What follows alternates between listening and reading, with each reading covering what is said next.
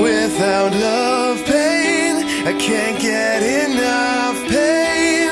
I like it rough, cause I'd rather feel pain than nothing at all.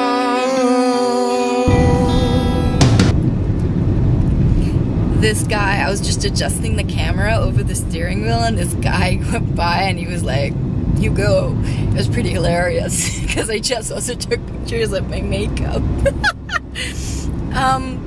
Yeah, okay, so I decided to do this one in English. I'm not going to redo this one in Hebrew. I'm just going to do it in English, so I'm sorry if you don't speak a word of English. Yesterday I posted this really long status on my Facebook, and it basically talks about who I am. It's one of those really long posts, and it like describes who I am, where I went to school, where I'm going to school, where I was born, and the fact that because of I have two nationalities, so I basically don't have to decide. I can decide to live somewhere else. I'm also like entitled to a bunch of European citizenships, and I can also, you know, get a Canadian one because my dad, or a British one because my dad's dad. Anyways, it also talked about the fibromyalgia and how disappointing it is, and it's all because we're working up our way to the 10th of May, which is Awareness Day for I hope the camera doesn't slip because I have to, yeah, adjust myself. Anyways, we're working up for the International Awareness Day on the 10th of May. Anyways, there's a guy in my life, and we're not dating. We dated once, and I really like him because he's right. He's not amazing. He's not perfect. He doesn't sweep me off my feet. He does things just right, and even his imperfections, and I'm aware of all of his imperfections, and he has a lot. I can live with them. That's why I think it's so.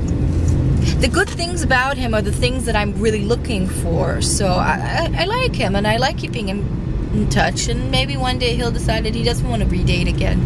Anyways, he's not a very Facebooky person, and yesterday he saw my post and he was kind of shocked.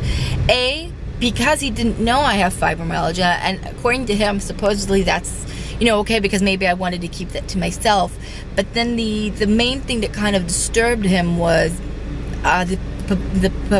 you know, how public I went, and how he's a very private person, and he explained this to me this morning, but he was very shocked, and not in a very good way. He didn't live with it, and I can understand how you're a private person and everything, but I got really disappointed.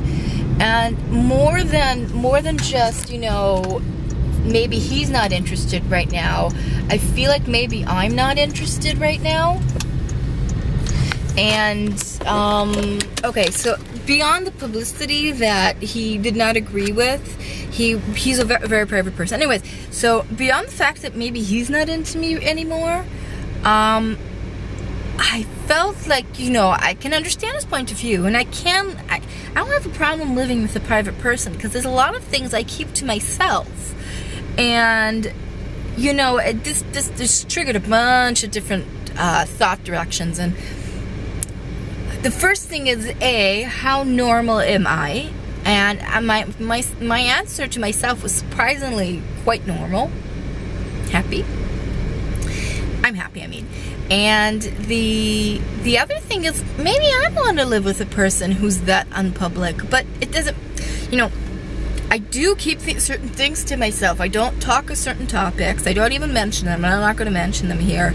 But there's a lot of things that I do keep, and I did point this out to him. Like, all my previous relationships, whatever things went on between me and whoever my partner was in life, it was personal. It was our thing, and I didn't want to share that. And even if I did, I still kept it to myself. You know, sometimes you're mad, so you want to dash some crap with somebody else. He's very, I think he's a little bit too private. That means if I say anything, he might feel very offended. And that makes me think, maybe that's not right for me. And there's wonderful qualities about him. He's subdued. He can calm me down. I don't know. You know, sometimes you're just so sure that something is right for you, and then all of a sudden you all of a sudden something happens and like within seconds you think, maybe it's not. I truly believe, I do not regret posting that post, because I truly believe that also by having this channel, I'm putting something out there that not very many people are seeing. I feel that it's very helping to me, and there's a difference between writing my diary, and I do have a diary, and certain things go in there and don't go on this channel or my Facebook or my statuses or anything of sort that's public. But I also feel that I'm doing somewhat of a service, because somebody might be watching this and relating to this and thinking to myself, how can I live with fibromyalgia? And I think because I'm putting a very strong positive example out there, and I still have fibromyalgia, but it's not the main thing in my life, and I'll make a different video about that. But it's just, I feel like somebody else might be watching this. One person might be watching this and going, thank you, I'm not alone. And I think that when you have fibromyalgia, and I explained this to him, when you have fibromyalgia, and my family is not supportive for various reasons, but my family is not supportive. They can't show the support. They can't show the, you're not alone. And I needed the internet to be that support system for me. And there was a series of somebody in Hebrew that I watched every single video that she made, and I felt like finally I can relate to somebody, and I felt good. It made me feel very secure.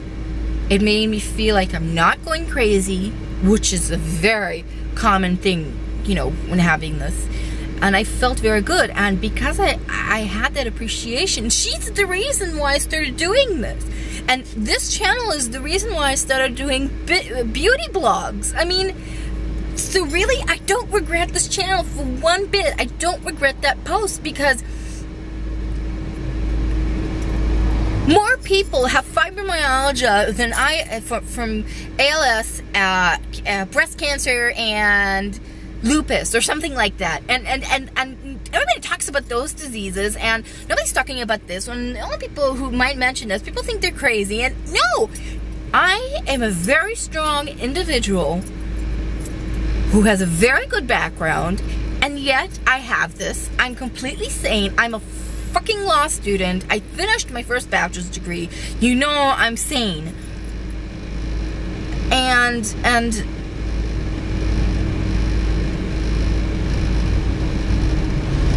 people are like, I want to make a good example out there. I want to make, this is how it looks like. And I'm not, you know, I can respect somebody's desire for privacy, and I will never expose any of what goes on between me and my, you know, boyfriend or whatever, because I truly believe that some things are meant to stay between two people, and that's whatever goes on between those two people. I have very many qualities. It was an interesting conversation, because he's probably not into me anymore. And again, I might be not into him anymore. You know, besides the physical attraction, that doesn't just disappear with one day. And he doesn't know how much, but I'm damn attracted to him. Anyways. But I can't be with somebody who doesn't respect my desire to be a public figure in certain perspectives, and I do feel a lot like a public figure, and I've always had the desire to be a public figure, and my life is not a secret. There's many things about my life and many aspects that I don't talk about, I don't expose, and I'm fine with that. But I want to be able to expose what I want to expose, and I don't feel that there's any shame. I'm not taking advantage of my situation to gain anything.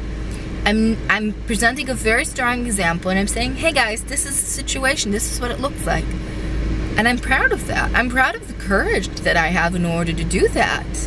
So, yeah, I'm proud of myself. He's not going to be able to take that away that easily. That's just all there is to it. That's it.